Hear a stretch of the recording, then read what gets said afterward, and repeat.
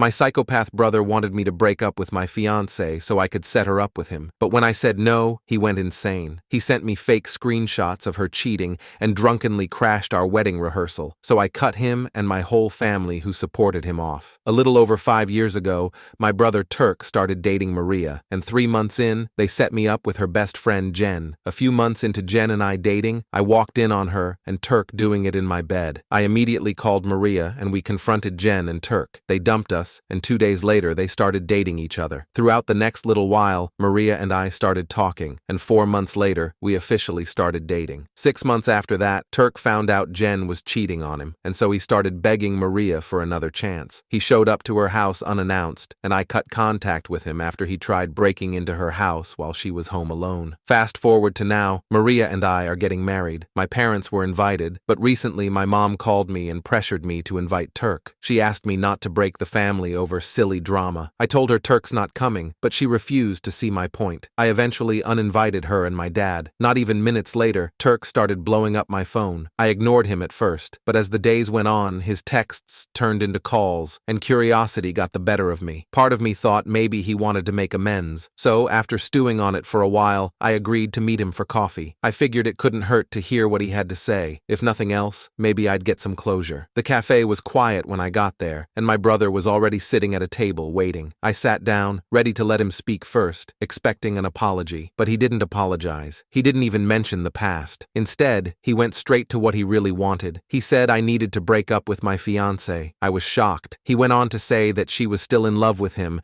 and that I was just a rebound for her. He admitted that he was wrong in cheating on her and wanted her back. I found what he said comical. The gall of this guy. He had to be kidding me. He said that she belonged to him and that I had my fun with her, but now it was time to step aside. The laughter that I once had quickly turned into anger. After everything he'd done, now he was trying to take her away from me. I stood up, not willing to entertain this any longer. I told him that he'd lost it, but before I could walk away, he grabbed my arm and said I'd regret this if I didn't do what he said. I snatched my arm away and told him he was just upset because my ex cheated on both of us, and now he's missing what he can't have. There would be nothing to separate me and Julia. He said, she'll come back to me eventually, you'll see. I walked out without another word. The person who had destroyed my last relationship was now trying to destroy this one too. When I got home, I told my fiancée what had happened. She was shocked, but not entirely surprised. I always knew he was unstable, she said, but I didn't think he'd stoop this low. We decided to move on, ignoring my brother's craziness and focusing on the wedding. For the next few weeks, everything seemed to go back to normal. We were finalizing wedding plans, tasting cakes, picking out flowers, and trying to enjoy the happiest times of our lives. But then the texts started. At first, they were just random anonymous messages claiming my fiancé was cheating on me. I ignored them. It was easy to write off as some troll or prankster, but then they became more specific. Screenshots of fake conversations were sent to me, showing her supposedly flirting with other men. The messages were so obviously doctored, but it still rattled Julia. She didn't like the idea of someone out there trying to sabotage our relationship. It didn't take me long to suspect who was behind it. I confronted my brother and told him I knew that he was the one sending the texts. He, of course, denied everything, acting like he had no idea what I was talking about. I didn't believe him, but without proof, what could I do? The texts started coming late at night, sometimes after midnight, and they became more frequent. By the third night, it was getting harder to ignore. Then, the calls started. At first, they'd hang up the moment we answered, but one night, around 1 a.m., I picked up, and this time, the person didn't hang up. You're going to regret marrying her, a voice whispered to me. It was low and hard to recognize. They said that Julia would ruin my life, and I'd be sorry. I hung up, feeling sick. My fiancée was sitting up in bed, her face pale. She knew that it was my brother by the look on my face. The calls kept coming every night. That's when we'd had enough. We took everything, the texts and the call logs, to the police, hoping they could help. But after an hour of explaining, the officer shook his head. He said without more evidence, there's not much we can do, and offered that we could try changing our numbers and blocking them, but they can't track anonymous numbers easily. This is harassment, but it's not enough for them to take action yet. So, that night, we changed our numbers. For a few days, things were quiet. I thought maybe we were finally free from it. But then, a week later, new anonymous accounts started messaging us on social media. The first anonymous message appeared on Instagram. Its tone was familiar, accusing, and venomous, similar to the texts we had been receiving. At first, we tried to ignore it, but when my fiancé started receiving them too, each new message set us more on edge. We blocked the the accounts, hoping that would put an end to it. But within hours, new ones would spring up, each more aggressive than the last. The messages followed the same pattern: accusations of betrayal, warnings about our relationship, and threats that we couldn't quite trace to anyone specifically, but were impossible to ignore. It was exhausting, both physically and emotionally. My fiancé's anxiety grew, and I could see the toll it was taking on her. Neither of us could escape it. The constant notifications, the chilling, anonymous threats, the feeling of being watched. It was suffocating. We tried to carry on with wedding planning, but it was hard to focus. We realized we couldn't keep living like this. The decision was made to deactivate our social media accounts entirely. We needed to focus on our relationship and the wedding without the constant bombardment of threats. Once our accounts were deactivated, the silence was immediate. Without the flood of notifications, we felt a calm we hadn't experienced in weeks. The quiet allowed us to reconnect, to focus on what really mattered. We spent the next few days immersed in wedding plans, appreciating the simplicity of being unplugged. The absence of social media was freeing. The messages had stopped, but the people behind them, my family, hadn't. As the wedding day approached, I knew their pranks weren't over. Just days before the wedding, something far worse happened. My fiancé had spent months picking out the perfect dress. It was everything she'd ever dreamed of. But one evening, we came home to find the dress completely destroyed. Someone had broken into our house and poured black ink all over it. The fabric was beyond repair. My fiancé was heartbroken, and I was livid. I checked the security footage from our front door, and there, in the dead of night, was a figure sneaking away. It was hard to make out clearly, but the person looked an awful lot like my mother. I didn't want to believe it, but deep down, I knew it was her. My mom had never approved of the wedding, but this was a new low. I confronted my parents the next day and showed them the footage. They both denied any involvement and acted offended that I'd even suggest such a thing. I knew better. I knew my family, and they were capable of anything to get their way. At that point, I realized my parents were just as toxic as my brother. They weren't just passively enabling him, they were actively trying to ruin my life. But with the wedding just days away, I couldn't afford to get caught up in another fight. My fiancé and I scrambled to find a new dress, and by some miracle, we managed to get a replacement just in time. The night before the wedding, we had our rehearsal dinner. Everything was falling into place, and I was finally starting to relax. It had been a roller coaster, but I was about to marry the love of my life, and nothing else mattered. That is, until my brother showed up uninvited. He stumbled into the rehearsal dinner, drunk and reeking of alcohol. I saw him from across the room. He slurred his words, and his eyes were bloodshot. Before I could stop him, he started shouting across the room. "She's a gold digger!" he yelled, and pointed a shaky finger at my fiancé. The whole room went silent. My fiancé's face turned pale. I could feel the rage building inside me, but I knew I had to keep calm. I wasn't going to let him ruin this moment. I told him he had to leave, but he didn't stop. He started spewing insult after insult, calling her names, saying that our marriage was a joke. He was out of control, completely off the rails. My parents were there too, standing behind him. And you know what? They weren't stopping him. They were egging him on,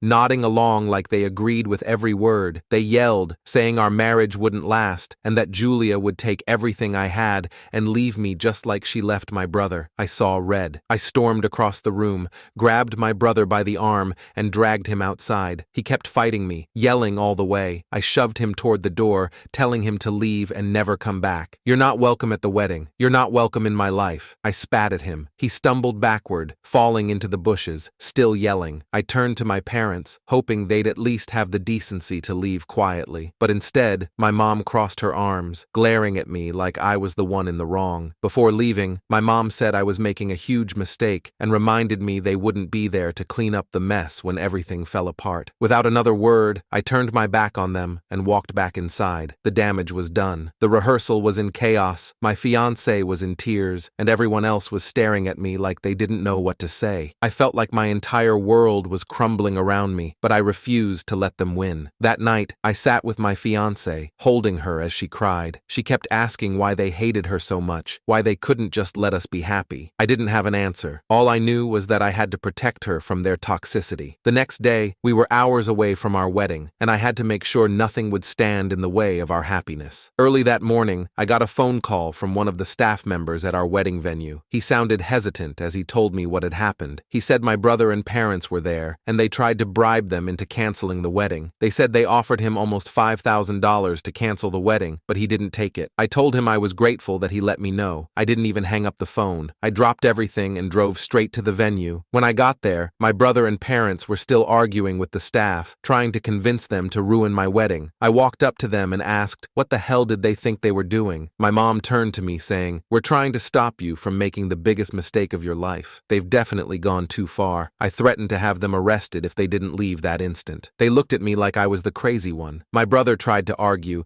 saying he was just trying to help me see the truth, but I wasn't listening. I was done. I didn't care what they had to say anymore. I said, get out, and for the first time in a long time, my mother looked shocked. She hadn't expected me to stand up to them like this. I was done being their punching bag. They left. I guess they finally realized that they had lost. As they walked away, I felt a weight lift off my shoulders. It was like I could finally breathe again. The wedding went ahead as planned. We had extra security to make sure my family didn't try to crash it, but everything went smoothly. My fiancé and I exchanged our vows in front of our friends and were surrounded by people who actually loved and supported us. It was the happiest day of my life, despite everything that had happened. Julia was the most beautiful person I had ever seen, and I was excited to finally start our lives together. As I stood there, holding my wife's hand, I knew I had made the right decision. Cutting out my family was hard, but it was necessary. They had crossed every line imaginable, and there was no coming back from that. In the end, I realized family isn't always about blood. It's about the people who stand by you, support you, and love you unconditionally. My brother and parents had shown me that they were never going to be those people, and that was okay. I had my wife, and for the first time in years, I felt like I could finally move forward.